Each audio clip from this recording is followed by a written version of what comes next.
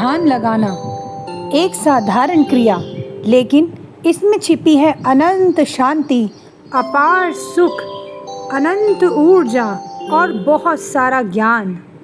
यह सिर्फ आंखें बंद करके बैठने या परमात्मा का ध्यान करना ही नहीं, बल्कि एक ऐसी स्थिति है जहां मन और आत्मा एक होते हैं। हमारे विचारों की हलचल शांत हो जाती है, जहां सच्चा सुख मिलता है। ध्यान एक यात्रा है जहां आप खुद से मिलते हो, अपने आप को शांत करते हो, अपने अस्तित्व की गहराइयों तक पहुंचते हो। ध्यान के लिए एक शांत जगह को चुनो, अपनी आंखें बंद करो और अपनी सांसों को महसूस करो। आप देखोगे कि आपकी सांसें जो पहले तेज थी, लेकिन जैसे जैसे आपने उन पर ध्यान दिया, वो धीरे धीरे सहज होने लगी। यही पहला कदम है अपनी सांसों के साथ जुड़ने का। ध्यान के लिए अपने मन को एक शांत झील की तरह बनाओ, जहाँ कोई लहर ना हो, कोई हलचल ना हो, बस शुद्ध निर्मल जल। अगर आप इस स्थिति का रोज़ रोज़ अभ्यास करोगे तो आप पाओगे कि आपके भीतर एक गहरी स्थिरता जन्म लेने लगी है। पहले जहाँ विचारों का तूफान था, वहाँ अब शांति है। जहाँ पहले बेचैनी थी, वहाँ अब सुख और आनंद है। ध्यान आपको सिर्फ मानसिक शांति ही नहीं देता, बल्कि आपको सच्चे अर्थों में मुक्त कर देता है, हर डर से, हर चिंता और असुरक्षा से।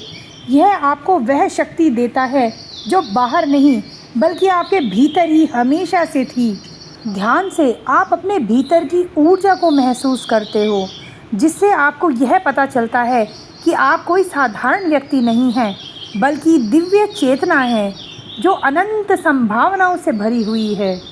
जब आप खुद को दिव्यता से भरा हुआ महसूस करने लगते हैं, तो आपके लिए इस दुनिया में रहना कोई मुश्किल बात नहीं है।